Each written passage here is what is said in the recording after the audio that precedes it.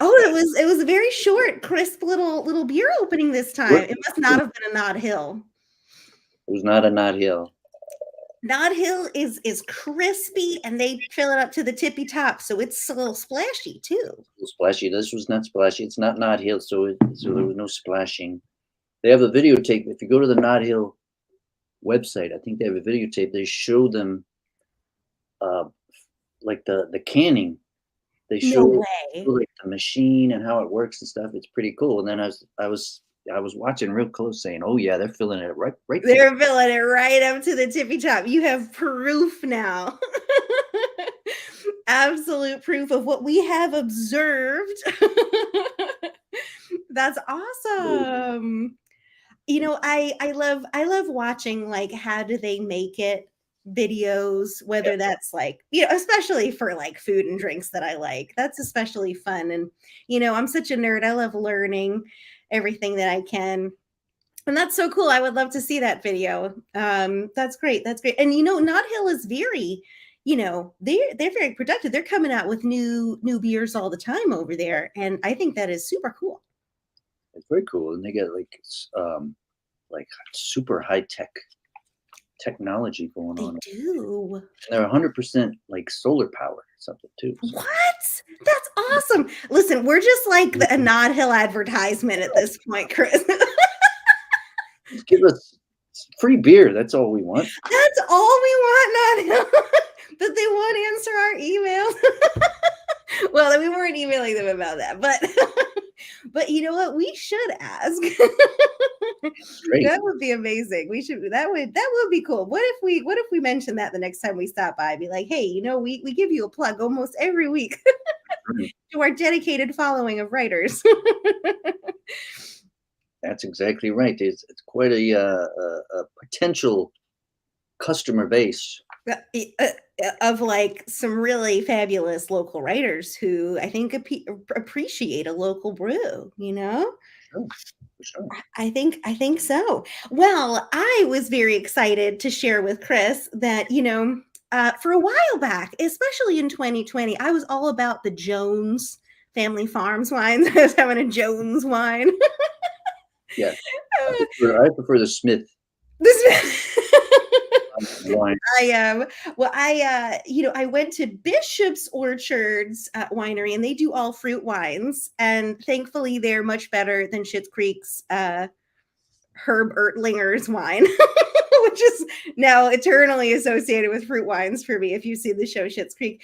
But I got their Honey Peach Melba. It's an apple wine, and it has honey and I think peaches in it. I don't know. It's delicious. And I know that sounds probably way too sweet for some people, but it's surprisingly balanced. It's a little dry. But if you're still not into sweet wines, you'll probably hate it. But I loved it. And actually, Chris guessed that I would probably get some kind of sweet wine with honey, which I thought was very sweet. Yes, I did. I knew it was sweet wine. Well, we have to give some shout outs. We got some friends popping into the comments here. Susan M. Davis is in the house. Marie Mitchell is in the house. Hey. Yes, I do remember Alias Smith and Jones. Marie was a Western television show. It was a Western. Yeah. Oh. No, I don't know that. Smith and Jones. There you go. Alias Smith and Jones, because they were outlaws. Oh my. Well, that's very interesting. Mom and Dad just joined in. We have some other viewers joining us from Facebook, from YouTube, from Twitter.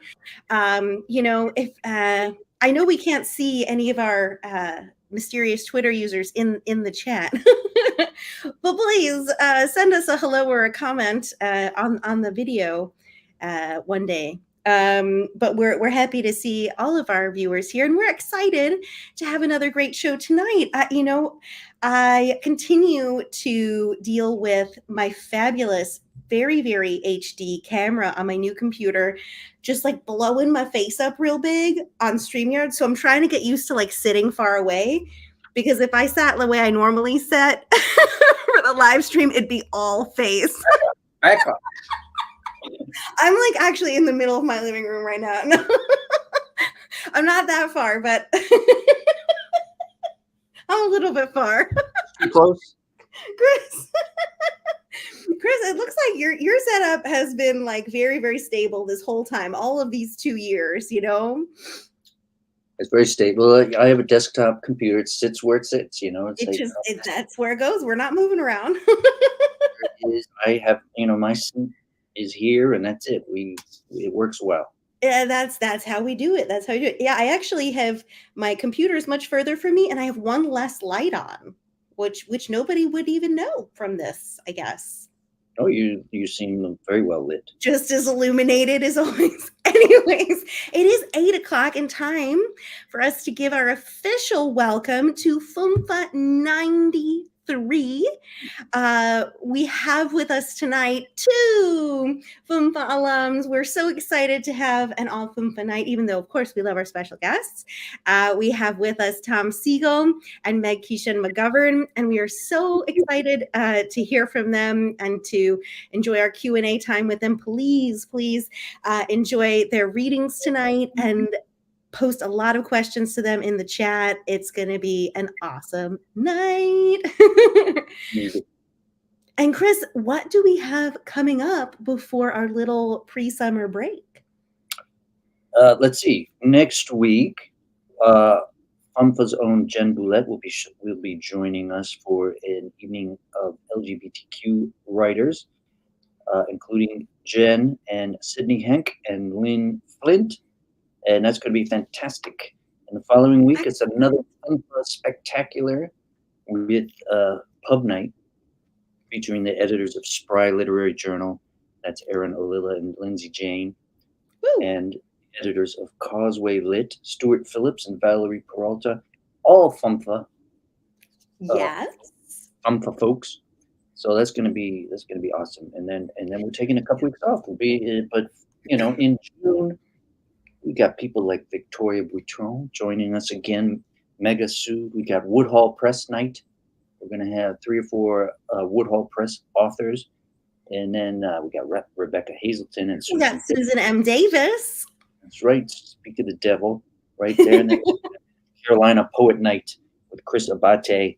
And then that takes us into July. So July, we're even thinking about August, but we will, of course, post up our survey. If you want to read with us, please get in touch with us.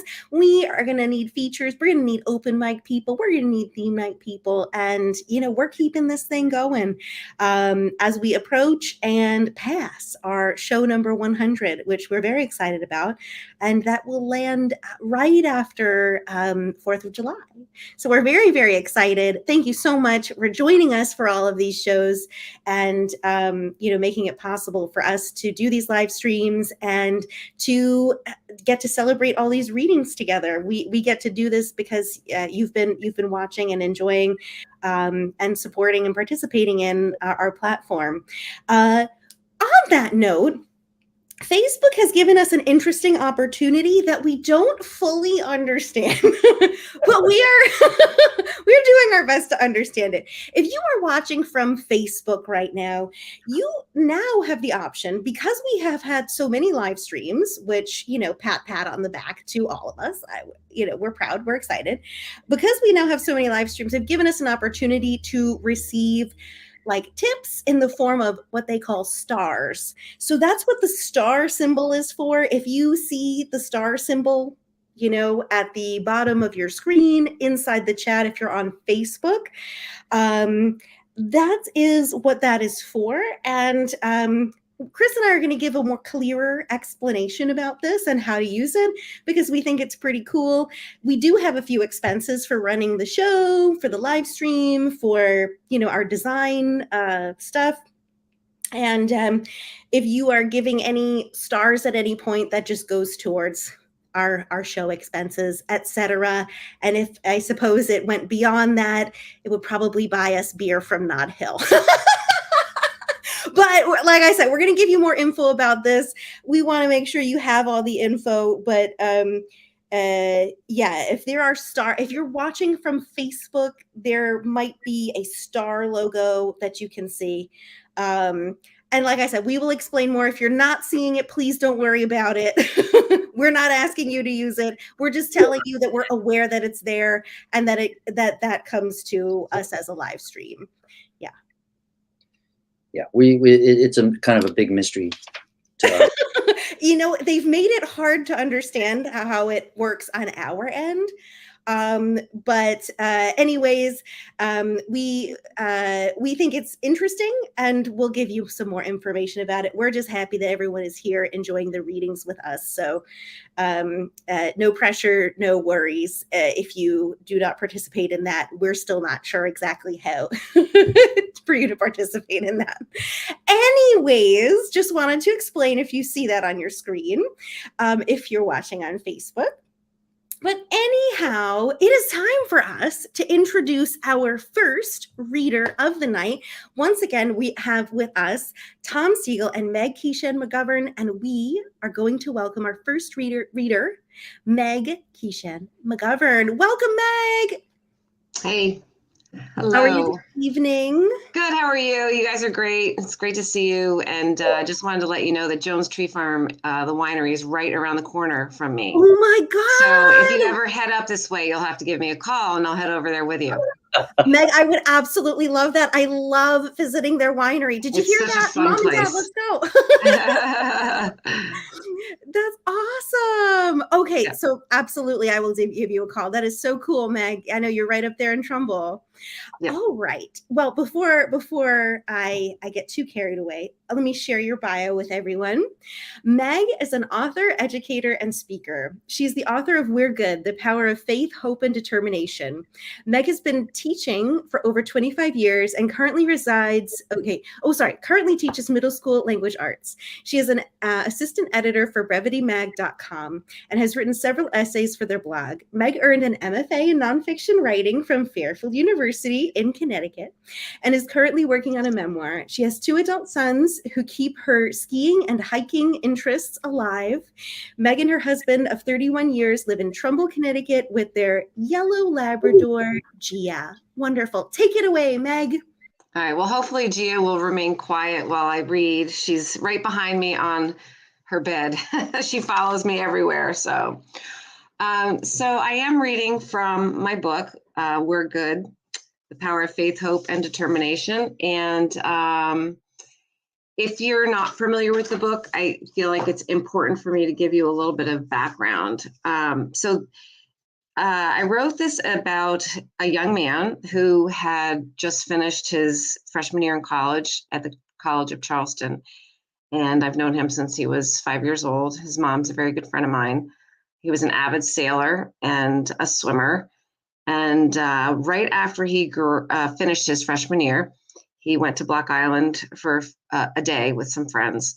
And they were swimming all day long, enjoying the summer sun and playing volleyball and just having a great time. And at the end of the day, it just ended tragically when he dove into the water and hit a sandbar and was paralyzed instantly. So the book is, it's his story about the event and how it changed his life hugely, and his family's life, his mother and his father and his younger brother, Matthew. So it's not just though about his journey, it's really about his positive mindset and how he has come so far. Just shows how people deal with obstacles and how it really says a lot about our character on how we deal with different obstacles. So Chris has shown, that people with faith, hope, and determination can do just about anything. And the accident now actually is coming up in July, 11 years ago. So, and the chapters of the book are written from different perspectives. It's written from my perspective. It's written from Chris's perspective. So I actually took on, their character when I wrote the book. I have a lot of common interests with Chris. I grew up sailing and was an avid sailor for many, many years until I had some injuries in my back and couldn't really sail anymore. I'm also an avid swimmer and coached Chris when he was swimming for the Trumbull Pisces. So as a young man, he's actually a very interesting person to talk to. And I've related to him over the years. So I've kind of been a mentor to him, I guess, in many ways. And I am going to start the reading with the beginning of the first chapter. It's called God's Plan. You have to accept whatever comes. And the important thing is that you meet it with courage and the best you have to give. Eleanor Roosevelt. Imagine 4 young men, ages 21 to 24, all quadriplegics, sitting at an outdoor cafe with their mom, sister, and a few friends. We've all been brought together from different places because of these boys and their tragic accidents. People enjoying their meals turn their heads and stare slightly, flexed looks and saddened expressions as seeing these young men being spoon-fed by their mother or sister, their beer steins brought to their mouths by others' hands, like they were babies being fed a bottle. But the young men are all laughing and telling stories, including those of the accidents that changed their lives forever. Instead of being mired in regret, they look at their lives as gifts and wouldn't give up their relationships with people they've met who are now friends and part of a support system. I have known Chris O'Brien since he was about 5 years old, running around playing with his brother and my boys. At age 25, Chris has been a quadriplegic for 6 years, since he innocently dove into a wave in the waters of Block Island, only to hit a sandbar head first. According to the American Academy of Orthopedic Surgeons, Chris is one of 1,800 or more spinal cord injuries that result from diving accidents every year. Growing up, Chris was always polite, friendly, tall for his age, and strikingly handsome with his sandy blonde hair and deep brown eyes. He spent many summer days at Pinewood Lake in Trumbull, Connecticut with my boys, Billy and Peter, his brother Matt, and a pile more. When I say a pile, I really mean it. Sometimes there would be dozens of suntanned children, mostly boys, running around without a care in the world. The mom sat in a circle, as it was called by other members not part of our group, while the kids swam out to the dock, played in the sand, came to us when they were hungry, and ran off again. Our circle shared common beliefs on raising kids. Each one of us felt obligated to watch each other's kids, to help and support them when needed, which continued into their adult years. We laughed, told stories, read magazines, shared recipes, swam with the kids, and created memories and lifelong friendships. Sometimes mornings would turn into afternoons, which would then turn into evenings on the beach. As the early evening arrived, the sky would give an orange glow that reflected off the water. A calmness took over the lake water, and the beach would empty. As the kids slowed down, they often played in the sand or sat on the towels and played cards, while we moms opened some wine and continued on without a care in the world. There was something extraordinary about those days that leaves me wishing for them back at times. Sometimes our husbands would join us, and once it was dark, they would help us carry our sun-kissed, exhausted children home to bathe and bedtime so we could do it all over again the next day. Life was good, really good. The friendships among the kids and us moms have been maintained, but are different now. There were years when I didn't see Chris at all, except for the holiday get-together. But I've always maintained a connection with his life in various ways. At different times, I coached him on a swim team, tutored him in writing, shared sailing stories, and lived vicariously through him when he became an avid sailor. I'm going to skip over to this chapter is about Chris when he went to the College of Charleston. He had originally been accepted to the university to sail for their team, and that changed when he got there. Things did not go as he had planned. So it's called Swimming at Charleston. Winners never quit and quitters never win. Vince Lombardi.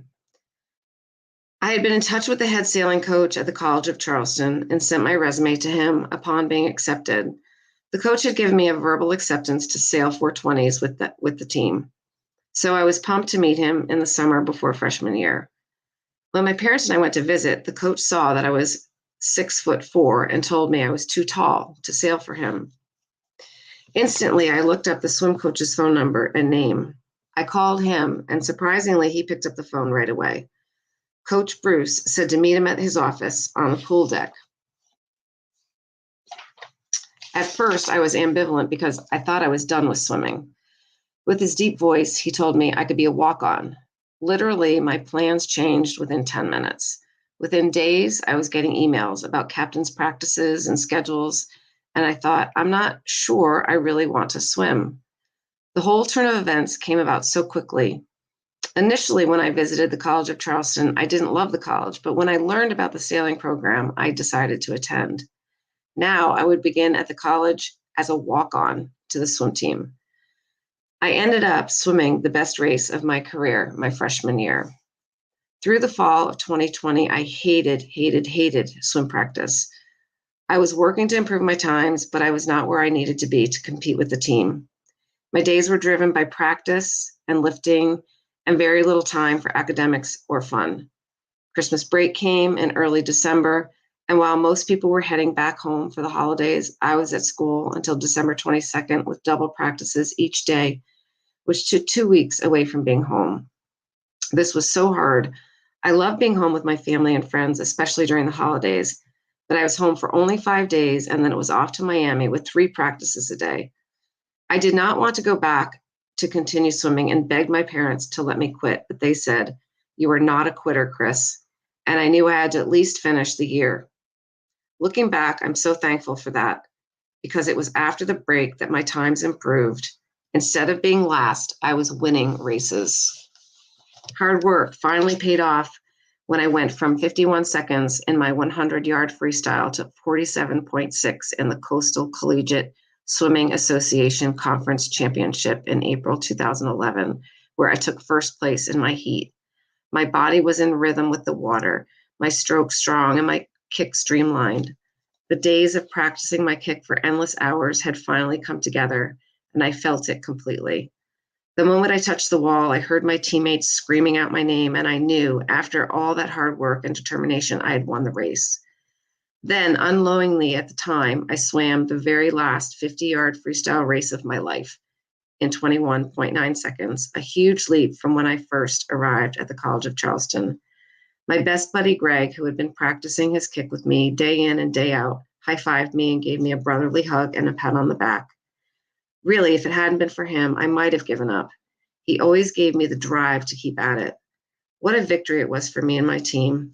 It was after my victory that I decided to celebrate and get the tattoo on my inner left bicep, a Gaelic cross, now very symbolic of my life.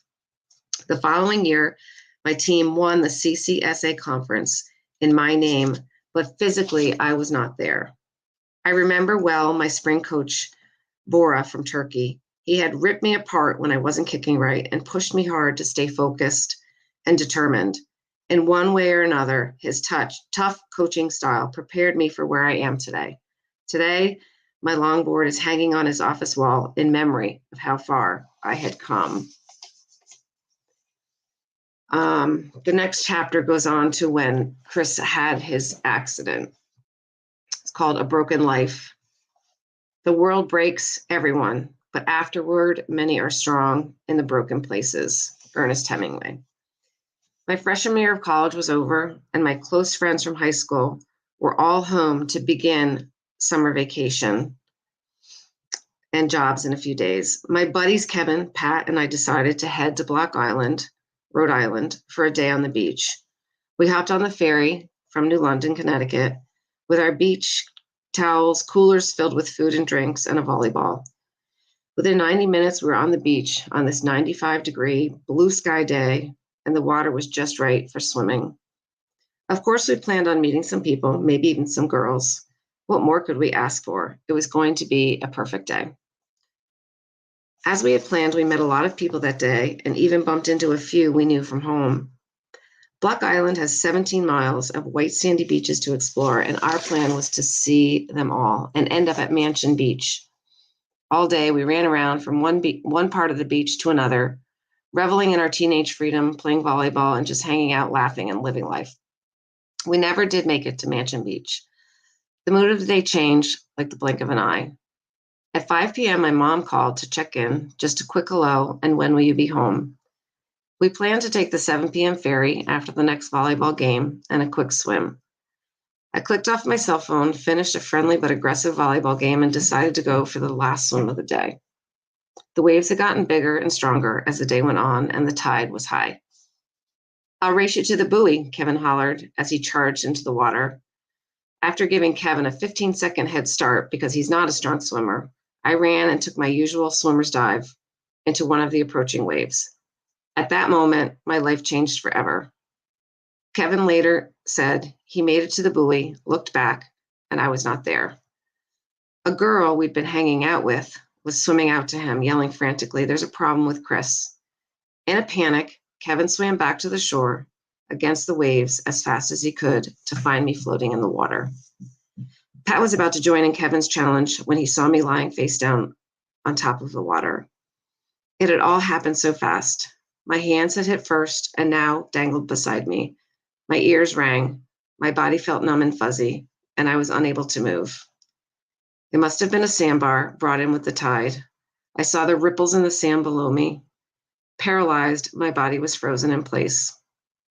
Being a swimmer my whole life, I could hold my breath for long periods of time and was able to keep myself afloat. Immediately, I knew my situation was bad. My heart was racing, but for some reason, I did not panic. Pat pulled me out of the water with all of his strength and turned me over. By then, a nervous crowd had formed. Lying there, surrounded by a circle of people, all eyes on me, I was for a moment right there with the crowd, looking at myself from above. It was a surreal moment in time, as though my soul had left my body so that I could take in what was happening. As soon as Kevin got to me, he busted through the crowd, stumbling on his words and crying out, "What's going on? What happened?" "I'm okay, but can't feel anything," I stuttered. Kevin and Pat clearly knew I wasn't okay, that I needed medical attention immediately. I lay there paralyzed, unable to move my body. Amazingly, there were several doctors on the beach who rushed to my rescue. The lifeguards jumped into survival mode, helped the doctors put a collar around my neck, and slowly moved me onto a board with help from Kevin and Pat. My head hung slightly off the top of the board, and it hurt like hell. Together, they lifted me onto an ATV, and the guards drove me to the emergency care center down the beach. Since there was no room on the ATV, a woman in the crowd said she'd give Kevin and Pat a ride. They jumped in her red Volkswagen and sped towards the emergency care center, where I was immediately put on a bed with an IV as the medical team made plans to have me airlifted to Rhode Island Hospital for Hartford Medical. The next chapter, I am going to skip. It's a pretty intense chapter about his friend Kevin. Kevin has been by Chris's side since middle school, and they're now 29 years old. And it was a really tragic experience for him, and he felt quite guilty about the whole scene and felt almost like he was responsible for it. So that is the following chapter, but I'm going to skip over because I think it's important to read about the mom's reaction to this situation. And the next chapter is called Carrie. That's his mom, and it's from her point of view. God could not be everywhere, and therefore he made mothers. A mom's worst nightmare is a phone call about her son being in an accident of any kind, let alone of this magnitude. When I received the call from Chris's friend Pat, I was in disbelief, shock actually. My 18-year-old son Chris had been in a serious accident, as was being airlifted to either Hartford Medical in Connecticut or Rhode Island Hospital in Providence. My first reaction was to cry, but I pulled myself together and gave directions for Chris to be airlifted to the nearest intensive care unit, which was Rhode Island Hospital. I had just spoken to Chris, I was thinking. There's no way this could have happened. He and his buddies were to take the next ferry home. Chris had been grounded for having people over while Paul and I were away, but we let him go to Block Island with his friends with the understanding that he still owed us. Now I was feeling regret and wishing I hadn't let Chris go with his friends.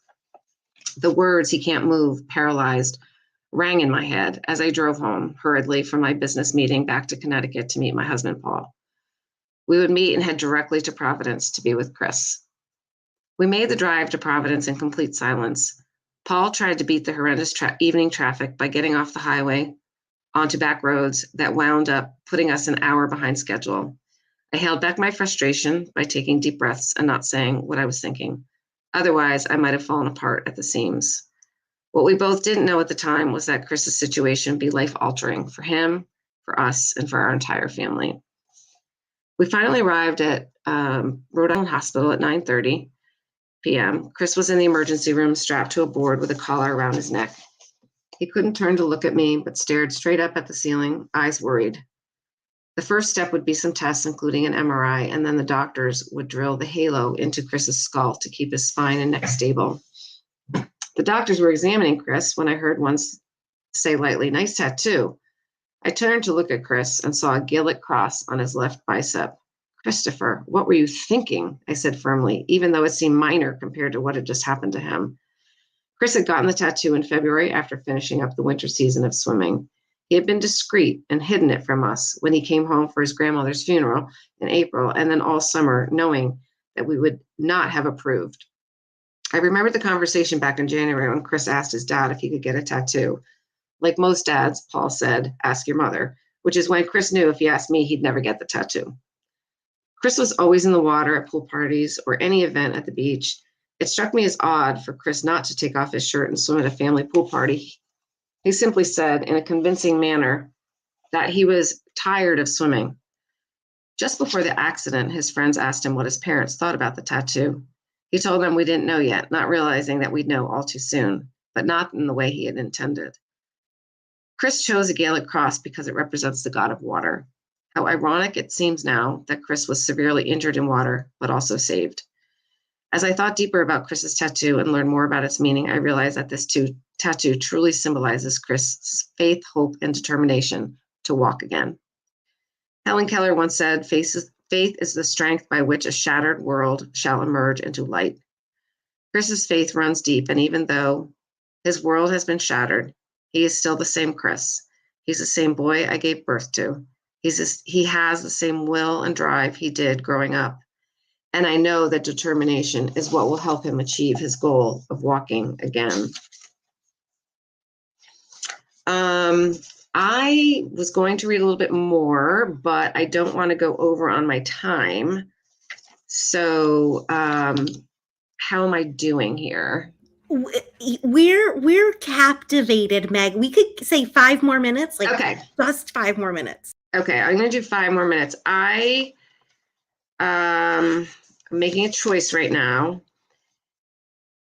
There is a chapter that I think this is probably the hardest chapter I had to write because I interviewed his brother, Matt. And I think for this accident, it was so devastating for his brother. Chris went on to get tattoos, one for his mother, which is a rose, one for his father, which is a compass, and one for his brother, which is an anchor. An anchor is a person or thing that provides support or strength. So this chapter is from Matt's perspective. It's called Support and Strength. Chris and I have always been close, being only 2 years apart. We were constantly together in our toddler and elementary days.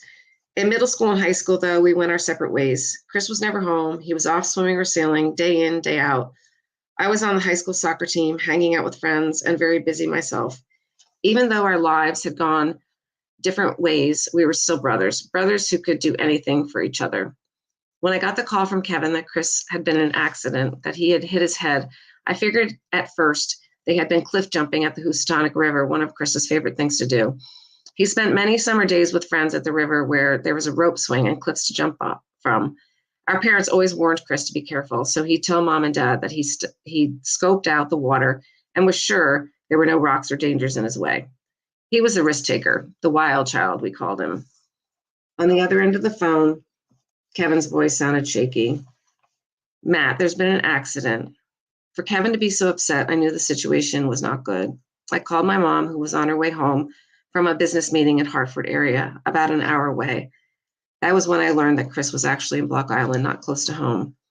Mom told me to go to Fairfield and stay with my Aunt Barb, since I had to work early the next morning teaching a soccer clinic. She and my dad would be going straight to Rhode Island once I got home from work. Not wanting to worry me, my parents didn't elaborate on Chris's situation. When we spoke that night, though, her voice was different. It was flat, businesslike, holding back the truth. I knew. On Saturday, 2 days after the accident, my mom came back from Rhode Island to pick me up and returned to Rhode Island Hospital. She warned me that Chris was in bad shape and that I should prepare myself for seeing him in the halo brace. I tried to visualize Chris as my mom described him, but nothing could prepare me for what I would see. Finally, we arrived at Rhode Island Hospital. I loathe hospitals. The smells, the noises, the quiet, the doors you have to enter to get from one place to another. I imagine getting lost in a hospital, not being able to find my way out. It's like a bad dream. That's how much I hate hospitals. We went inside, gave our names at the front desk, and were handed visitor badges for the ICU. We took the elevator to the 6th floor. With a loud ding, I remember stepping off the elevator and feeling a large pit in my stomach. I walked slowly down the hallway, noticing people in full comas, monitors beeping everywhere, families holding hands, crying sadness. Then the hall was bright, and as I turned the corner to enter Chris's room, I burst into tears. He was just lying there with his contraption bolted to his head. Heavily sedated, his body was swollen and puffy, and he couldn't speak. He couldn't move any part of his body except his dark brown eyes, which focused on the ceiling and rolled ever so slowly to the right to look at me. Our eyes met, and I saw him telling me, "Don't worry, bro. I've got this. I'll be fine. We're good." I think I'll stop there.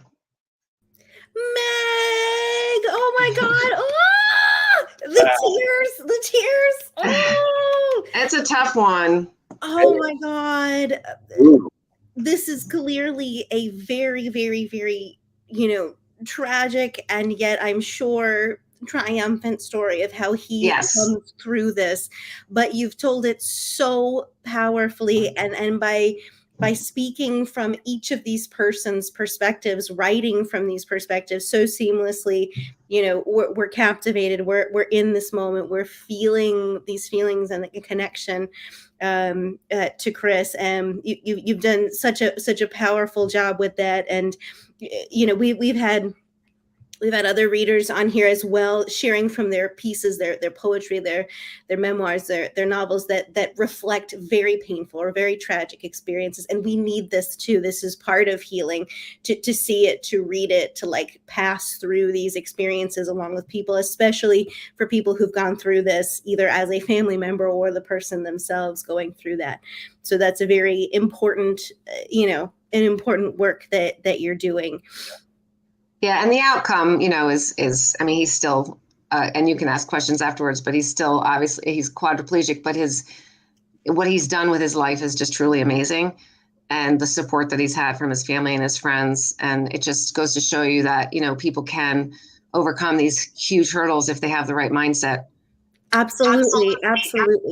I know that's such a relief to hear. And yet, man, reading it, or hearing you read it in this case is just like it's just absolutely mind blowing, to go. Right.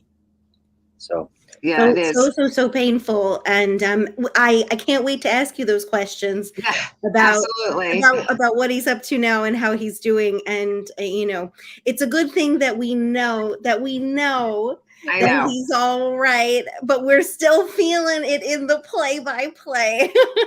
There's a lot of, they've gone through it. There's been a lot of pain, but a lot of healing. And, and I think having written the book was a lot of therapy for them too, having been able to go through the process with me.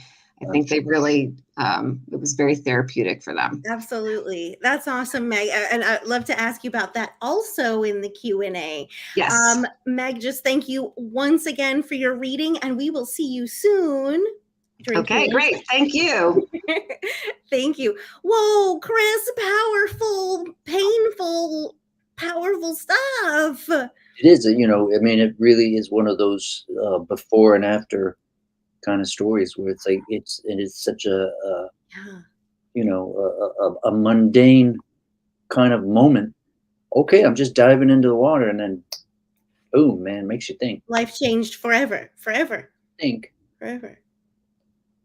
Gosh, absolutely. Powerful, powerful story. And I'm dying to ask Meg like 100 questions, but we have another reader that we are welcoming this evening, another FUMFA alum that we are super excited to welcome back, Tom Seigel. Oh, Tom, you're muted. Just make sure to unmute yourself there. There you I'm on. There we are. Hey, Tom, how are you this evening? Very good. Thank you, Katie. Thanks so much. Excellent. Well, we're going to have Chris read your bio, but we gave Meg five extra minutes, so make sure you take your full time as well, and 5 extra minutes as well if it fits into what you've allotted. Thanks. I think we'll be good. Thank you very much. Okay, just making sure. All right, Chris. Yes, Tom Seigel. He was born in St. Louis, Missouri, and grew up in rural Warren County, where his public school graduating class totaled 64 students. Wow. During high school, Tom studied classical piano at the St. Louis Conservatory and School of Art. He graduated from Washington University in St. Louis with a degree in English Lit and Spanish, and after college he attended the University of Michigan Law School. I went to the University of Michigan, but I did not attend the law school. Law firm, Tom worked for 8 years as an assistant U.S. attorney in Brooklyn. There he was deputy chief and chief of the Justice Department's organized crime strike force. Woo! Right? It's like a TV show.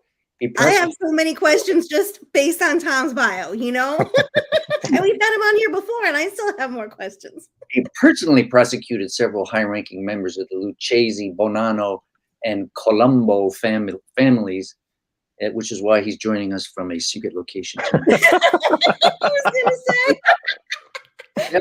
Sure, birth of the legendary mobster Benjamin Bugsy Siegel, no relation, some irony. After 20 years as a litigator, Tom earned an MFA in fiction writing from where else? Fairfield University, and his debut novel, The Astronaut's Son, published by our friends at Woodhall Press, won a bronze medal in the 2018 Forward Review's Indies Book of the Year Awards and was a finalist for the 2019 Connecticut Book of the Year. And what's not included in his bio is that Tom has a brand new book out. Woo! He's going to share some of that with us tonight. Welcome back, Tom. Thank you so much. Thanks, Chris. And thanks, Katie. It's great to be back here reading again.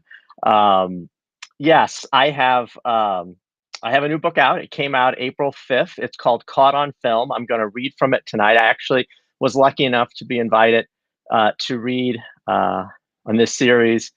Wow, it's almost been 2 years ago. And I read, I think, the first and second chapters of what was then close to final draft of the book. So I'm going to read from a different part of the book, and I'm glad it's late. It's kind of an after dark section. And I'm going to give some setup. I'll try to do it kind of quickly. The story is about a young actor named Brandon Newman, who's about to turn 25. It's 2015, September. And he could play any role in Hollywood. He's the hottest commodity right now. He's the hottest box office ticket. But the only thing he wants to play since getting out of rehab for a drug problem is Holden Caulfield from Catcher in the Rye.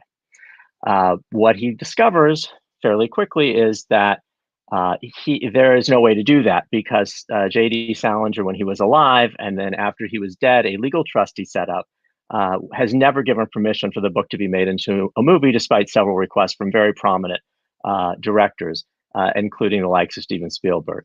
Now, my book is fictional. Obviously, it draws on some things that have happened in real life, but everything's fictionalized. But that background part is true.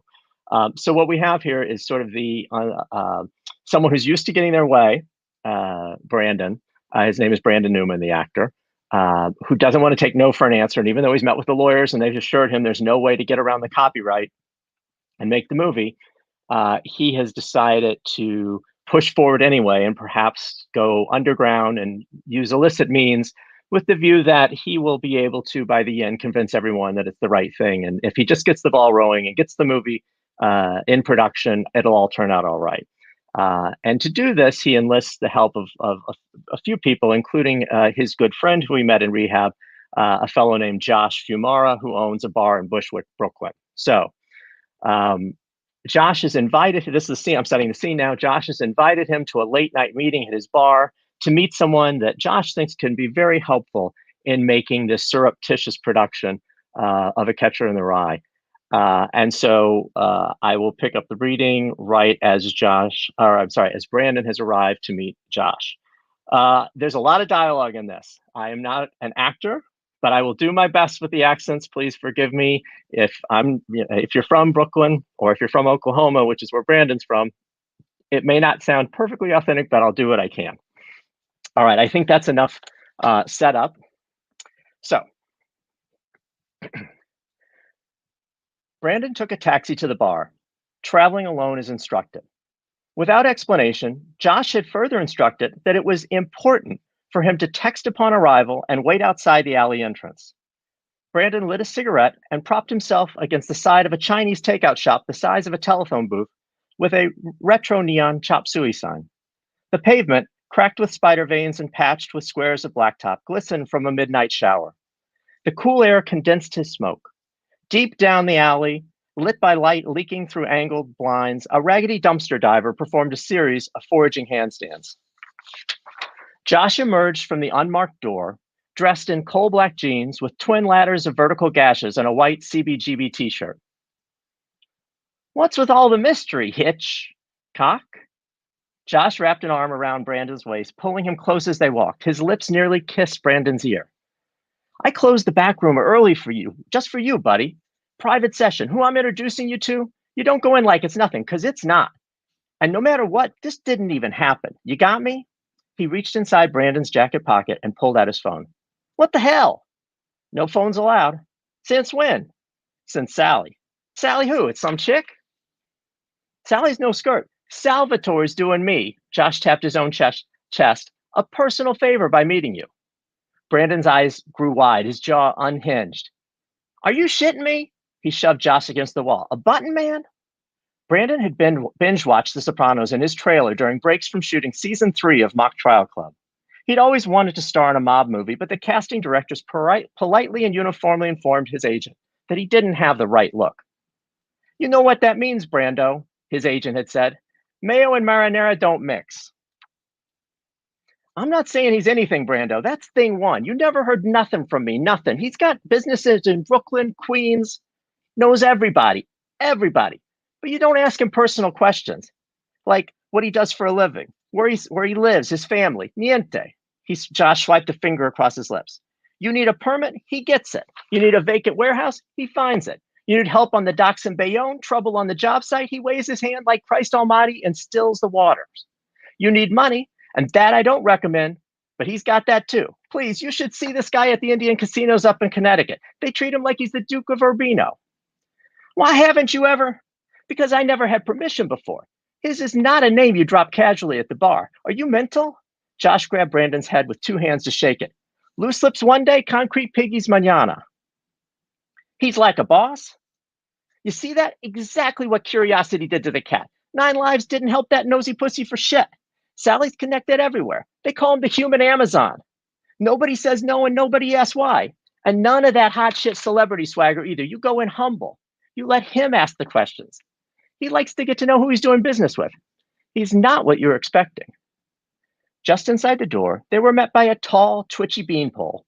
Early 20s, New York Giants away jersey, shaved head, silver chain hanging from belt loop to back pocket. He swept Brandon with a metal detector.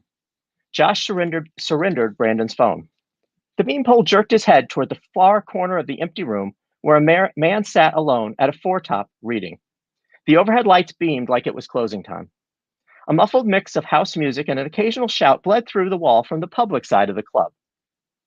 "Brandon, let me introduce a good friend of mine, Sally Choo Choo." The man put down a copy of The Catcher in the Rye, but remained seated at the table. As they shook hands, Brandon's eyes bounced between Sally and the book. Josh must have given it to him. The open paperback, spine up, rested on the table like a gymnast stuck in the splits. Sally wore a perfectly pressed white button-down shirt with a pink Vineyard Vines whale logo, khaki pants, no creases, and mossy brown penny loafers. Well-defined crow's feet marked him as mid-50s, but he kept his back straight, his shoulders square, his face clean-shaven, as if he'd been in the military. He had thick black hair cut short and wore round wire-rimmed glasses. "Look at this kid staring at me. Not exactly what you supposed, am I right?" Despite his clean-cut appearance, Sally's accent was pure street corner. Brandon blinked and shrugged, but stayed silent, heeding Josh's commands, even though he was bursting to ask about Sammy the Bull, Donnie Brasco, Henry Hill, and the entire Gotti clan.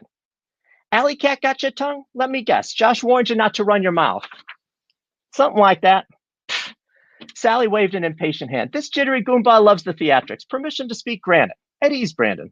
Mind if I call you that? Not a problem. Call me Sally or Choo Choo, whichever you prefer.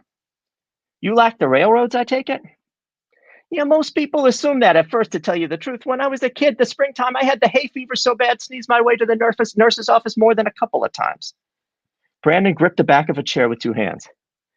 Good looking outfit, by the way. Josh told me we were going midnight yachting, so I asked for that one, didn't I? Sally tapped the pink whale on his chest. His broad smile revealed a set of caps that outshone Brandon's. You're right, JF. This kid's a regular Pistol Pete, a real Pagliaccio. Brandon looked to Josh for an explanation. He means a comedian.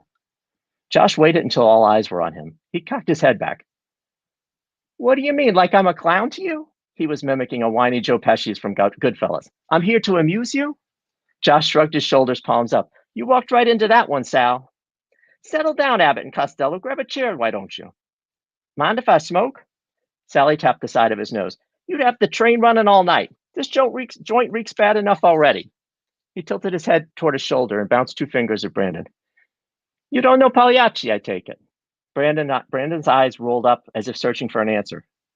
Was he one of the guys killed off in the first season of The Sopranos?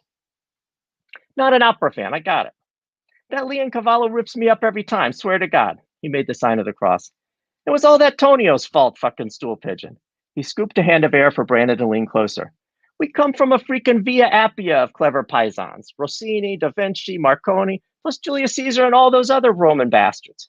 The Hebes, they got nothing on us. Good thing Josh didn't tell me I was coming to night school. I might have cut class. Sally, smiling, rested his forearms on the table and sat up taller. You were expecting, I suppose, some Sergio Tacchini tracksuit wearing Gavone with a checkered napkin stuffed inside his shirt and a fat face buried in a platter of macaroni and gravy, am I right? All I know is from the movies, so. Joshua, you got any tea? Brandon checked over his shoulder. Tea? Seriously? This has got to be a setup. Where's the camera? Not a chance, Brando, Josh said. I can't take the caffeine this late. See if you got the chamomile. As Josh headed for the kitchen, Sally summoned him back to the table and asked for a slice of lemon and a drop of honey. Where were we? Disabusing prejudices, I think. I love that word, disabusing. It sounds like you're tossing some jewel a beating, but it means the complete opposite. My lawyer is always using it in the courtroom. Brandon glanced at his watch. You putting me on the clock now? You know I don't exactly work by the hour. Brandon twitched his head in denial and slipped his hands under the table. Just like me, impatient. Good. Let's get down to business. Speaking of business, I was a semester short of graduating. Sally held up a hand like he was about to take an oath. Serious as a heart attack, management degree. They gave me a football scholarship to Iowa State. Fastest white kid on the squad, a cornerback. All those years running numbers must have been. He winked. None of the cops from my neighborhood ever laid a finger on me. There I was cooling my heels in my mother's cellar before they ever busted down the Policy Bank's front door. He clicked his tongue and sighed. Tore up my knee senior year. Iowa? That must have been like moving to Mars. Can you imagine going from the new Utrecht and Bensonhurst, I'm talking Gindel and freaking Central High, to Field of Dreams U? Great people, the best. Lousy food. Everything tasted like Wonder Bread and corn. Sally's face twisted like he'd eaten a sour grape. It's like feeding a Chinaman a grilled cheese sandwich. You know, the lactose intolerance. They don't have the genetics. He snapped his fingers. Vincent. The beanpole hopped from a bar stool to provide an airplane-sized packet of cashews. I caught the hypoglycemia last year. He looked at his copy of Catcher. I cut my share of classes too. He tapped its spine. But I've always been a reader.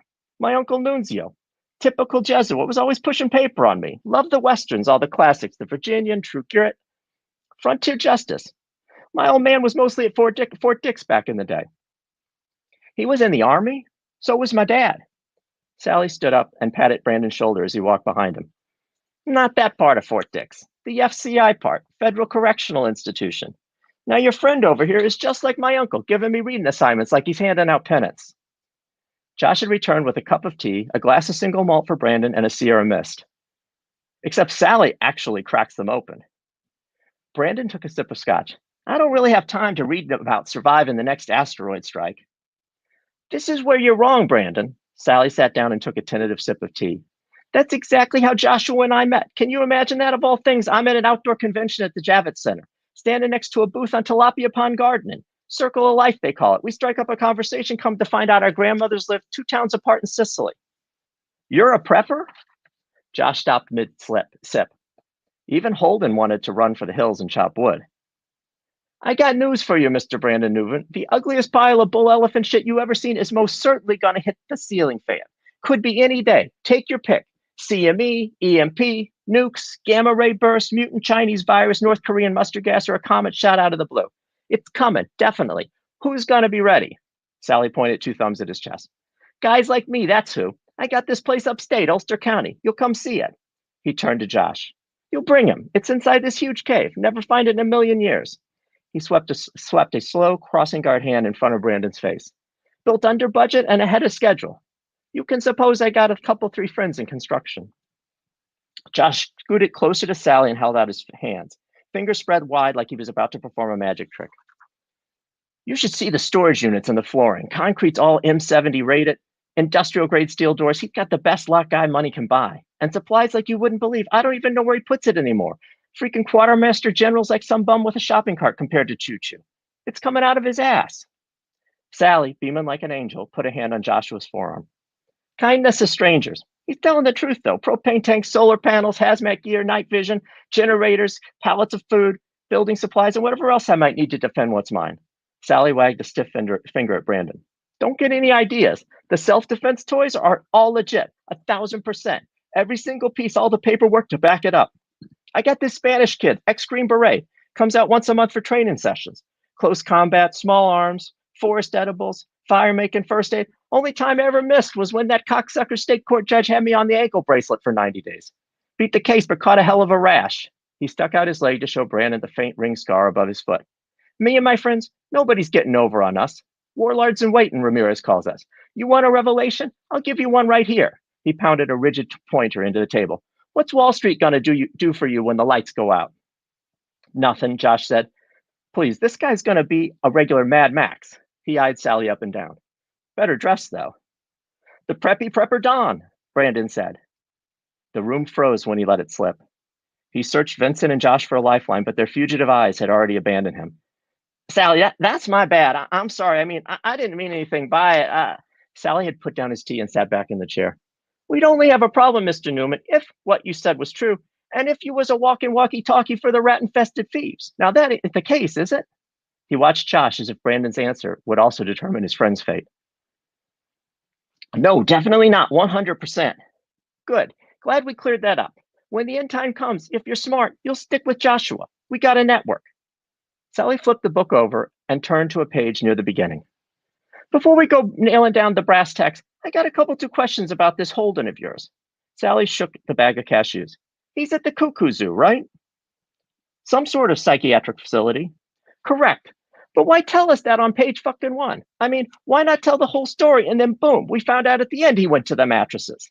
Sally made a clicking noise and pretended to fire twin pistols at Vincent, who was nursing a drink at the bar.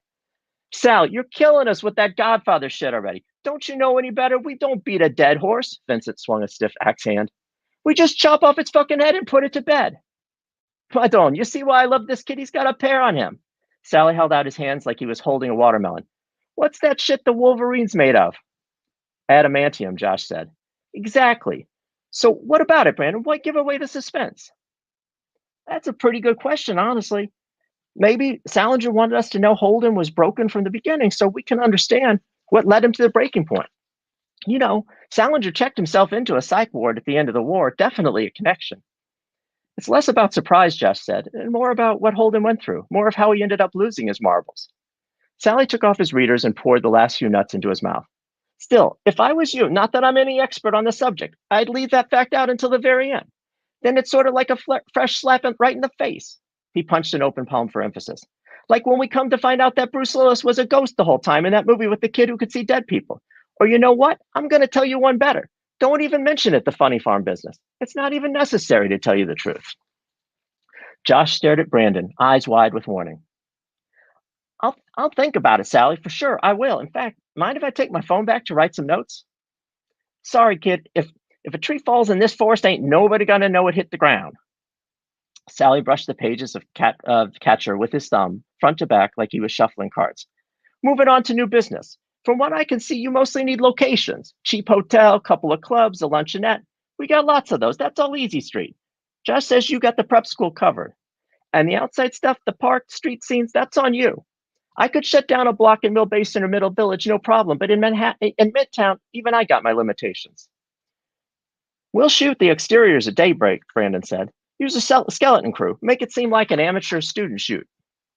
Sally rested clasped hands on the paperback. The old-time taxi cabs, on the other hand, that's a piece of cake. As you might guess, I got a few fingers in a couple of livery operations. And as far as the skating rink goes, they got one in Prospect Park. I can get you in there off hours. My cousin's got the concession. I figure you do the wide shots at Rockefeller and the close-ups for Brooklyn. Brandon squinted and scratched the side of his head. This can't be your first movie. Josh gathered the empties and headed for the kitchen. To tell you the truth, Brandon, it really is. Between what I do and a movie producer, I don't think we're all together that much different. It's like I see everything rolled out on a carpet runner, right in front of me all at once. You got to have, what would you call it, Vincent? Vision, Sal. Bingo. And while we're on the subject of the park, Brooklyn Zoo is a piece of shit, but they got the sea lions, so you should probably take a look. Place is always empty, which is a plus. What Brooklyn has got over Manhattan, I don't mind telling you, is the carousel. Makes that knockoff in Central Park look like a supermarket birthday cake decoration. And I'll tell you another thing that's going to make your head spin. You know who runs that one in the city? Humpty Dump Donald Trump. Honest to God. Sally put a fist to his mouth to smother laughter. I'm still splitting sides every time I think of that beat artist from Queens trying to con his way into the White House. This clown prince runs a sure thing casino into the ground, but he's supposed to run a country? Sally huffed and rolled his eyes. The story some of my friends could tell. Don't get me wrong, most of them would love to see Donny Boy win. Fox in the henhouse time, if you know what I mean. Fox News, you mean, Brandon said. Vincent, what did I tell you? I told you, we got a live one here. He's a regular Buddy Hackett. Sally put a finger in the middle of the table as if indicating a location on a map. Matter of fact, my pops used to run out to Buddy's place in Fort Lee back in the old days. I'm talking way back. Used to belong to Albert Anastasia. Brandon didn't understand the reference, a fact apparently made obvious by his expression. He was a very important man, powerful, respected, got too close a shave one day in a barber chair at the Park Sheraton Hotel back in '57. Sally crossed himself and bowed his head for a few seconds of silent prayer.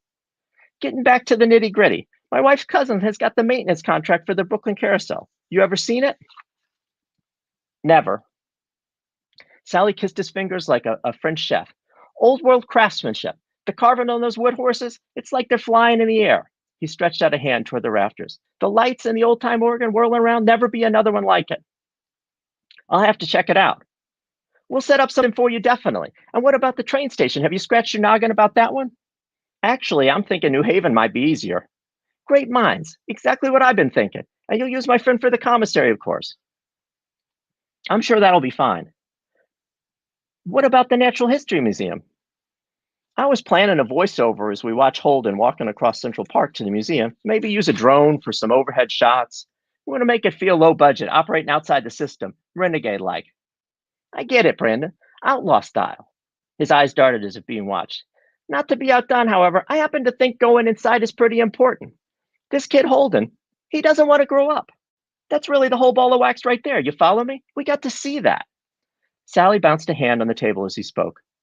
He wants to stay a little kid permanently. End of story.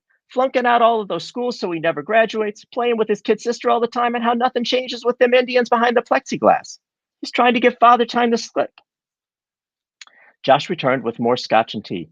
But Sal, that kid's always lying about his age with all those older women he's trying to make time with. He pretends to be older, Joshua, because he's got the overheated hormonals, but he doesn't really want to be older. When he had a chance, a fucking sure thing with that girl in the hotel room, what happened? I'll tell you exactly what happened. Stu Gotts is what happened. All he could do was blobbity and no action. Zilch. Sally held up curved fingers to make a zero. He's exactly that kind of basket case. Brandon's gaze drifted above Sally's head to a photograph hanging behind him. A barbershop quartet, young mustachioed men dressed in old-time Victorian swimsuits, horizontal stripes, like convicts, and short straw hats. They posed arm in arm on the beach at Coney Island, the two at the ends curling muscles like sideshow strongmen. You with me, kid? I'm boring you now? Brandon shook his head. No, not at all. Sorry, it's just those men in that picture. Sally turned to look. They must have been like my age. Now they've been 6 feet under for like years, decades probably. Sally faced front and sipped more tea. Fuck him. Like I was saying, this Holden, he's a grade A pussyfooter. If you stop to think about it, I guarantee you he'd be watching a top-notch skin flick and complaining the whole time about the lousy artwork hanging over the headboard. Or even better, listen to this one. Sally reached across the table to slap a hand on top of Brandon's, as if to fix his attention. I lay any odds you want he'd be watching alone and never even unzip, spend the whole time crying about some droopy-faced pooch tattooed on the shoulder blade of some chick getting rear-ended. Vincent's cheeks burst with laughter. You got it, Sal, a special delivery from the Pipe Fitters Union. He thrust his bicep against a cupped hand before rubbing away tears. Josh applauded with slow claps. You too. You're like modern-day Petrarchas with that love poetry of yours. Sally tossed his head back and snapped it forward to lock eyes with Brandon.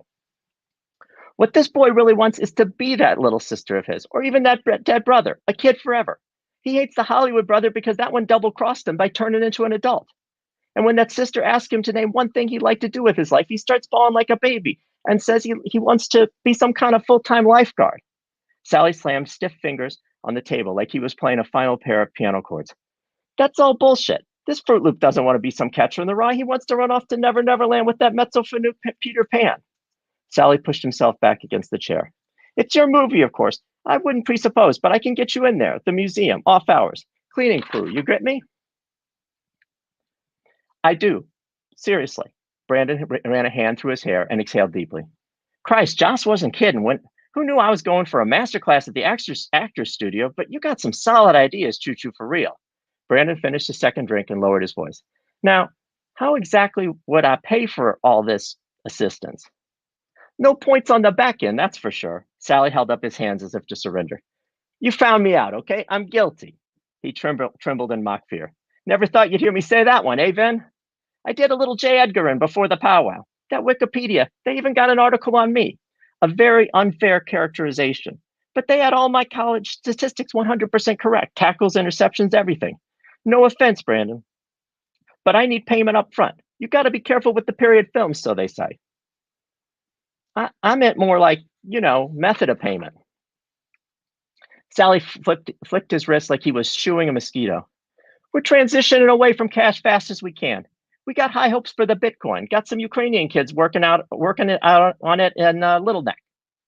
My lawyer set up some LLCs with a holding company in Bermuda. I'm your consultant. Business opportunities, dispute resolution, real estate. We even got a website. Naturally, I'm a silent partner. Check or wire transfer, all signed, sealed, and delivered, whichever you prefer.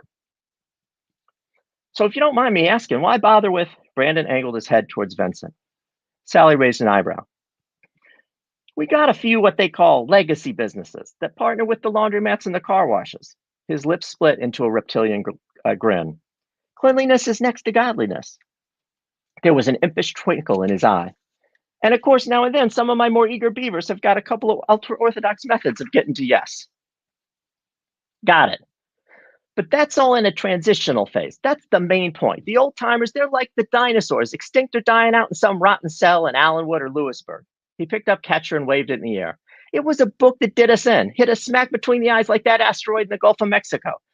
Fuck that fucking self-hating guinea Mario Puzo. That book of his was the beginning of the end for this life. Sally tossed Catcher to the table and folded his arms. You think it's any coincidence they passed that RICO racketeering law in 1970, exactly 1 year after The Godfather comes out? Puzo laid it all out for them, gave them a fucking blueprint. Sally pretended to unroll drawings on the table. Brother Mario was really the first rat, and then that John Gotti and his renegade coup thinking he was a movie star put the last nail in our coffin.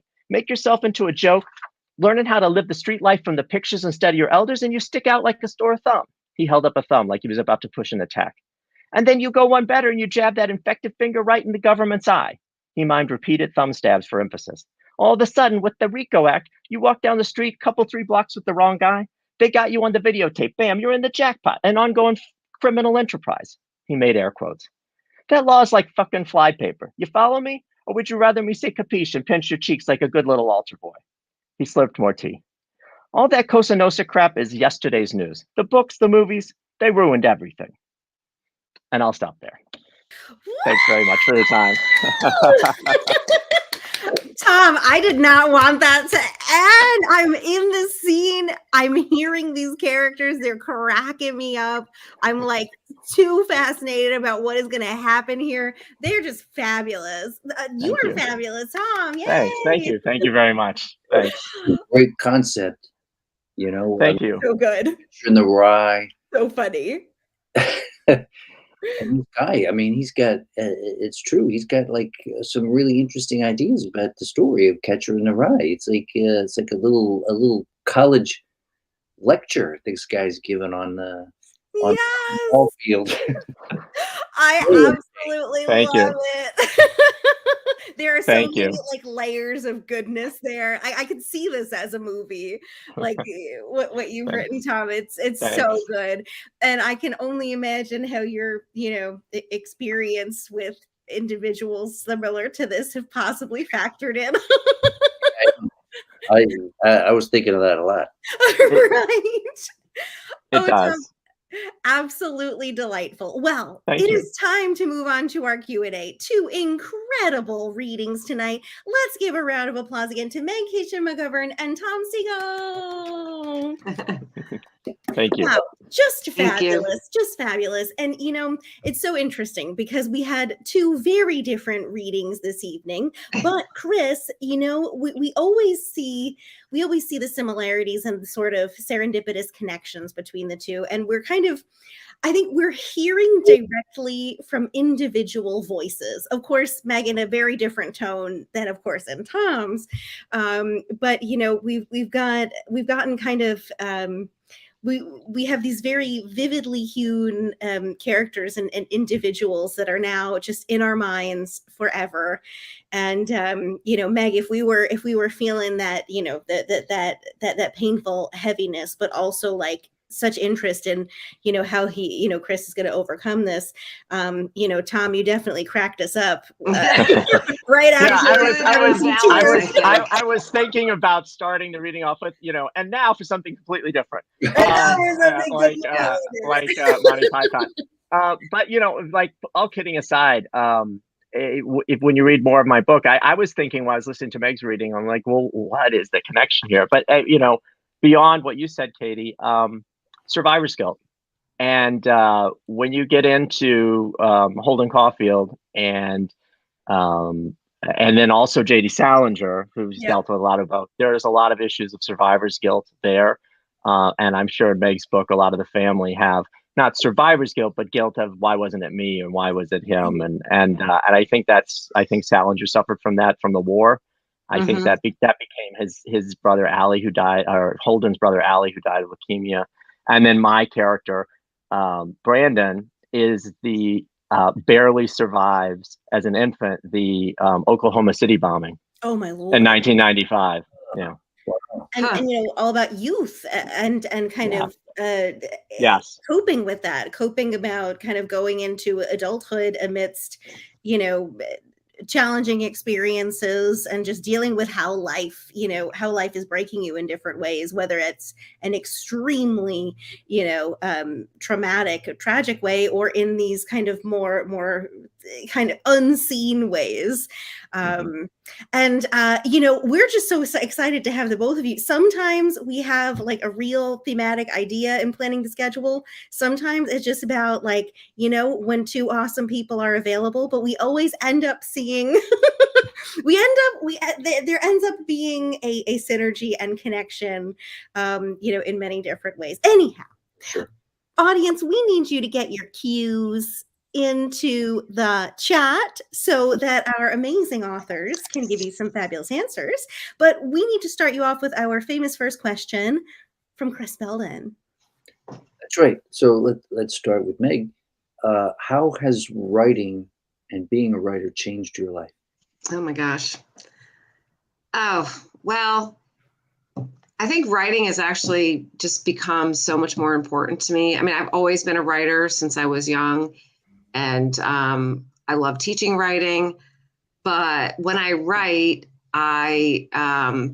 it's so powerful that learn things about myself. I learn things about other people. Whenever I write, I feel like I go into a different place, and now that I've gone through the MFA and I have this one book published and I'm working on, my more of a memoir writing, I feel like I've changed as a writer too. I feel like I have kind of a different, if I went to write this book again, I probably do a little bit differently. I think that's pretty a natural process, but it's really important to me. And it's become more important to me, writing. I really try very hard to find my time to, I'm more of a nonfiction writer. Like I look at Tom, and I'm like, I couldn't do that. That's just not my, I thought first of all, you said you didn't think you were going to act it out very well, but I thought you did a fabulous job. And I was like, wow. So it's so interesting to hear, the different ways people approach their writing too. I think that's awesome, Meg. And you're talking about that like reflective process and about how the process of writing changes you and the way that you're reflecting, especially as a nonfiction writer, right, on events that happened from other people's perspectives, probably doing interviews and kind of thinking about things aside from just our own little internal like narrative and experience that's happening in the moment. And I think that is really, really fascinating. And I think even as a poet, although not a like nonfiction writer, when I'm in that writing mode, I'm in that reflective mode as well. I'm not just like, going from moment to moment. Totally get it. And Tom. Yeah. Yeah, I mean, it's so hard to answer that question without saying something that everyone has said before. But I mean, I think that I've always written in different stages of my life. I mean, in college, I wrote a lot of, critical stuff because I was an English major. And as a lawyer, I wrote a lot of stuff that's, more rhetorical, and then did this later in life. Yeah. I think, look, it clarifies your thinking. It helps you understand what you believe and what you don't believe, and it helps you recognize where you're confused, which is not a bad thing, but it's good to know. Right. I think it also has helped me develop more empathy for people, because you really have to put yourself in different situations and try really hard to see the world from someone else's eyes than your own. And I think that's always good. Absolutely. I'm so fascinated to ask you, well, actually, and both of you, but starting with Tom, you've had writing in these different parts and stages of your life, and you've encountered, I'm sure, all of these fascinating real life characters. When you went into the MFA program, did you, and I'm thinking about this book, and I know this is the second book. Right. I'm wondering, did you go into the MFA with, the beginnings of a novel, with a plan, with characters that you wanted to create, and what was it that you really wanted to pursue in the MFA about that? Because certainly you've had this incredibly rich life experience, just like you two have, Meg.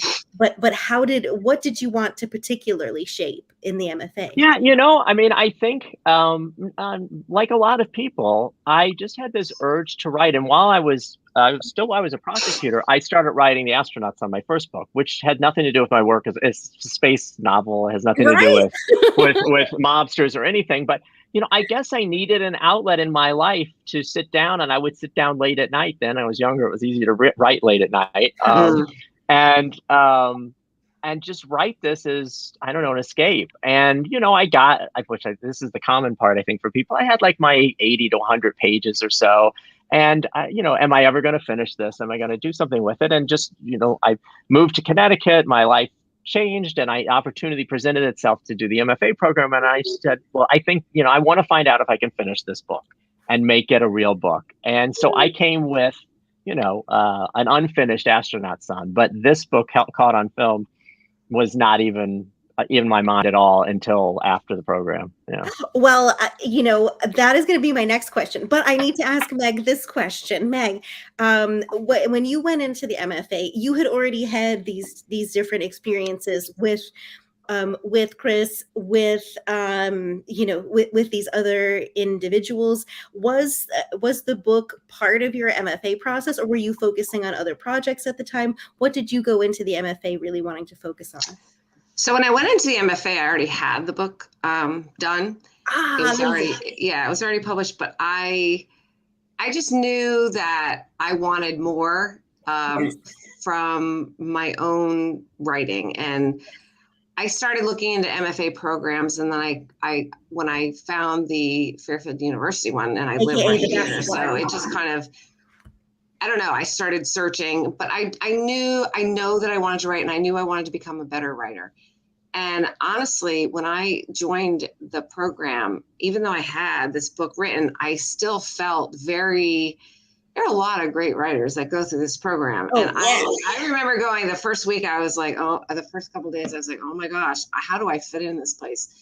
Because, so I wanted to learn. I just wanted to learn other ways of going about writing, and because I was doing it by myself. Right. I think you need people. You need people to support you. You need people to read your writing, to give you positive feedback, to give you constructive criticism, which is really hard at times. I remember crying a couple times, but I knew that I wanted to keep writing. And so I'm thrilled, because now I do feel like I'm in the process now of the next book, hopefully. Perfect. Oh, you have this community, and you've had this experience where, you've been able to access all of that, and hopefully you are still connected. I believe that you are. I know anecdotally that you have some friends out in the audience that I believe you do a Zoom group with. Yes, we have our Tuesday night Zoomers, and every Tuesday night we meet, as long as we're all, we try every Tuesday. And it's a great group, and we just sometimes, like, you have nothing to share, you just listen and talk, and it's just a really great connection. And I highly recommend anybody who's going through the MFA program to have a group that when they leave there, I wrote an essay for brevity after I finished the program. It was called A Hangover, and it was in brevity, and it was just how you feel when you leave. You're like, all of a sudden you're like, well, now what do I do? Right. You're exhausted, but you've made such amazing connections. And then it's like, okay, now I'm by myself. Right. No, I totally get what you mean. And that was a hard thing to face back when Chris and I graduated too, especially because we were like the first graduating bunch. So it was just like, we feel like we're leaving everyone. Right. But as we can see over the many years, there have been so many different ways that people have stayed connected, where people have created groups, and even our live stream is part of keeping that community alive. Zoom groups and writing groups. And our different publishers, it's just blossomed into all of these different avenues of community and connection. It's so good. Tom, I have a quick question for you. Yeah. And then we have questions for both from Michelle. But Tom, I wanted to ask you how. Yeah. So in the first book, it was really not related to your work, but the second book, we have definitely some mafia type characters going on. So how did that happen? Well, yeah, it's a good question. Obviously, not surprisingly, a lot of people, when they found my background, said, well, why don't you write a book about mobsters or something? And so, I don't know. I didn't want it to be my first book, and I'd already started working on this other book about returning to the moon and Neil Armstrong and this stuff. And I was really happy to do that and be away, not so close to something that I really knew professionally. But after that, I'm like, well, I should do something with this. I have, I've had exposure to so many, real life mobsters. I spent a lot of time with them. And listened to thousands of hours of wiretaps. And, people, if someone's asked me, oh, your book is an exaggeration. I'm like, no, it's really not. You should really listen to how they talk. Anyway. So, but I was very conscious that I did not want to do a book where it was sort of a straight mob book, because I feel like there's been so many great ones and great movies that it'd be very hard. So I sort of in my mind wanted a character that was a mobster with a twist. So as Chris kind of noted, this guy has an eye for literature, even, and So they're even though making he's a like mobster. The Catcher in the Rye, the movie. Right. So he and he's not, he appears again in the book, but he's not, Brandon is the main character who we follow through. So there are many non-mob scenes in the book. Most of it is not mafia. Yeah. I just picked that one because it's fun, and I thought this was a really good opportunity to read it. But so I wanted to sort of draw on the voices in my head from so many years and put them together in sort of a composite and have fun with it. But I didn't want him to be a straightforward mobster, because that's been done. Been done. It's too good. Yeah. You mentioned earlier that you develop writing helps to develop a sense of empathy. Yeah. And you get to know these characters. Did writing this novel give you some empathy for some of those mob guys that you prosecuted? So I've always, in my mind, some yes and some no, but I think I had some empathy before. There were sort of two types. This is a rough designation.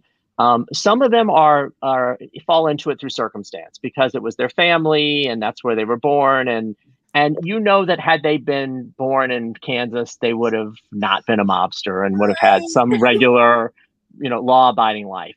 And there were other guys in the mob who were complete psychopaths, and that they would have been killers anywhere. I didn't really have much empathy for them, but I definitely had empathy for and those were, by the way, those were in a minority. Right. There were not, most of them were not psychopaths. Yeah. Most of them were people there of circumstance. And so there were definitely some I had some empathy from beforehand. And to a certain extent, I guess that's true. But, and because, the ones I spent the most time with were the ones who decided to cooperate. And so I got to know them very well, and sometimes their families, and, we developed a relationship in a way. So fascinating. That is so interesting, Tom. But Meg, I know we need to get to this question from Michelle, but I wanted to ask you, since we asked Tom about his next book / current book, you are working currently on a memoir, and would you mind telling us what the focus of that is? So right now I'm not sure what it is right now. I think it's a collection of essays right now. I'm writing about really, it's about loss and grief, and I guess I'm heavy. My ideas are heavy. But it has to, I started, with my father's death and it's really about relationships, and also my kids, my two sons who actually were on here tonight. I've done a lot of amazing, fun things with my sons. We ski, we hike, we do all sorts of fun stuff. And I part of my writing is about how relationships have changed, how, I'm growing older. My dad is gone. I'm kind of like my mother's, more of a different relationship with my mother now. Right. So I don't know exactly how I'm in the process of figuring out how to connect it all. But, and it's a little also about my mother was adopted. It's some part of that, how it affected our lives. So it's a big conglomeration of stories right now that I need to kind of sort out and figure out how to connect them. Yeah. But I think the majority of it is about just the changing of relationships and over time. I get it. Very cool, Meg. We wish you the best of luck. We have a question here from Michelle. It says, during your process, do you get feedback from friends and family, or kind of wait until it's drafted? Or at what points during your process do you feel like you need feedback, or not really? So maybe Tom and then Meg.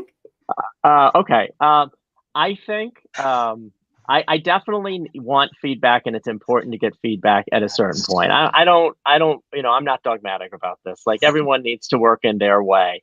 I read Stephen King's book on writing, which I didn't think was that great, to be honest with you. But I do think he was right in saying, like, you need this period of time where you write with the door closed, and then you need to open the door and invite someone in to read it.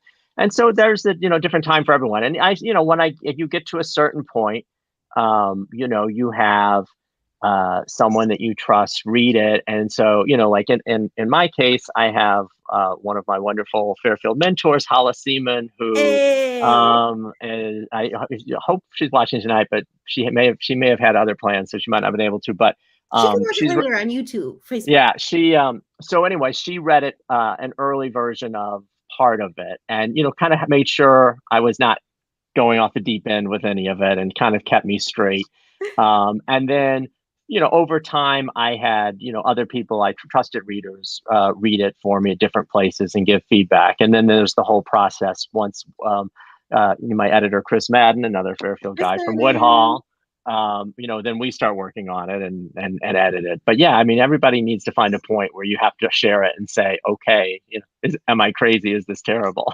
Right. I totally agree. And you know when that's best, and kind of the people you have in mind who you want that feedback from. Yeah. That's great. What about you, Meg? Well, it's interesting because when I wrote the book about Chris, we spent many, like 3 years where I was going over and visiting with him, like, and his mom and his dad and whoever was there once a week. And I was interviewing, and I would go home and I would write, and I did not share the manuscript with anybody until I felt like I had it, because it took me a while to figure out how I wanted to set it up. Yeah. And so finally I was like, all right, you guys, I have the manuscript. And I started, and that was when I shared it with Chris and his family. And I guess I kind of like to have my writing to a certain point where I feel like, okay, it's more than drafted. I've already revised. I've done a lot of work on it before I share it out. With my writing group, I'm a little more, laid back about that kind of thing. But I was probably the same way with my, in our MFA program, where I just felt like I didn't want to share if it was really loose, if it was a draft. It was my initial writing. But I do agree that you have to get to a point where you have to share with somebody, because you read it so many times, you miss things. You don't see between the lines that what somebody else might ask or question and want to know more about. So I think it's hugely important. It can be really difficult, but absolutely very important. Yeah, I'm typically, I'm doing the same kind of thing, Meg. I typically like to wait until I'm really ready for it to be seen. And I think, I have a good internal compass about that. But then, when I'm really ready for that, it is so good to get feedback. I don't prefer to share like an early draft, because then I'm not even totally sure if I want to keep it that way, Right. So I definitely relate to that, and to both of your processes, and kind of like, I want to work a little bit more first, and then, a few trusted individuals, is where I want to share it. But in this case, with this book, I mean, she's not, saying, oh, okay, to fellow writers, we read this book and give you, these were the people whose story you were telling. And that's a bit of pressure right there. Right? Yeah, it was. Yeah. I wanted them to be happy. I wanted them to, actually, when I first read it, they just cried. I think it was really, what the feedback I got from them was that I captured their experience and used some of my experience to help capture their experience. So that was kind of neat. That's really, really powerful and awesome. I bet it was, very, very gratifying for you to get that kind of reaction. Yeah, absolutely. Chris, we need to ask our famous last We do. Double question to our incredible readers. I think we do. And so let's see. We'll start with Tom. It's a double question. So first question is just pearl of wisdom for our readers. And you probably did this before a year and a half ago, but of course you have many pearls to share with. Pearl of wisdom to young emerging writers. And then part 2 is a book recommendation, anything that pops into your head to recommend. Sure. Okay, so a pearl of wisdom. I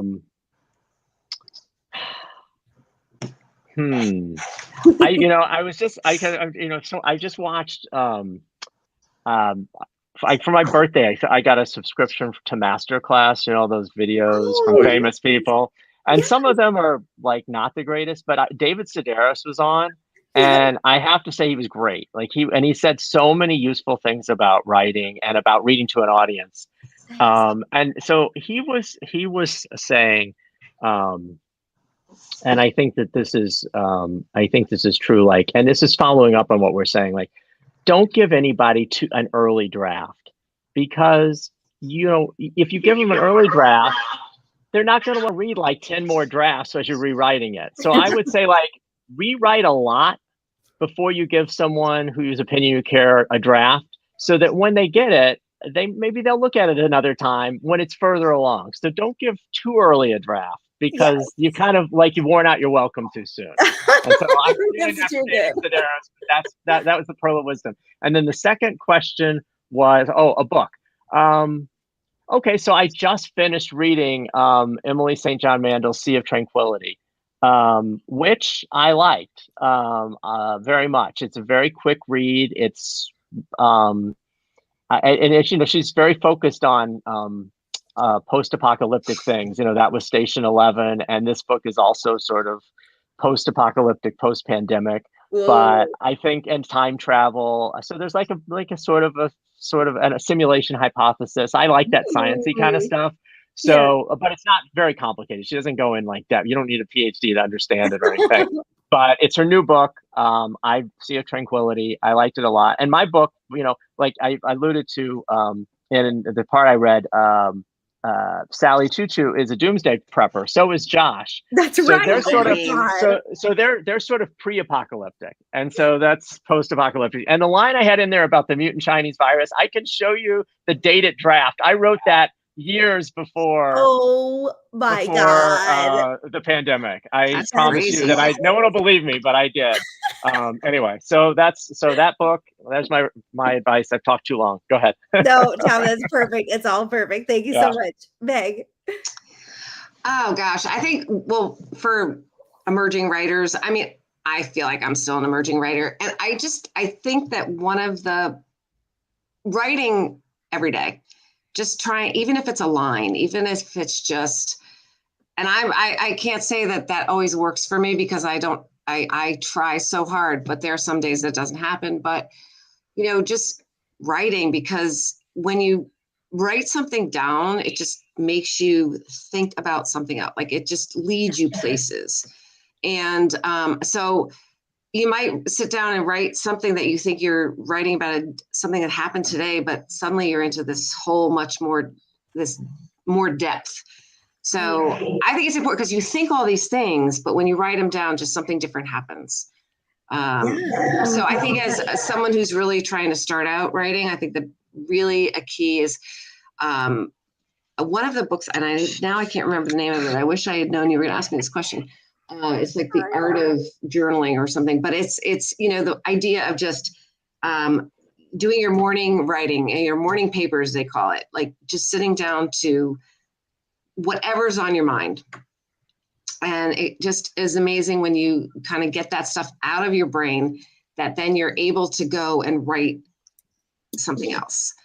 Absolutely. So that's one of my. Anytime you're just writing, just even a little bit every day, it's keeping that pen moving. It's keeping, the thoughts flowing. And read a lot. It's a really good practice, even if it's just a line. Even if it's just a line. Yeah, right. And the other thing is read a lot. Read different books, different genres, different authors, different.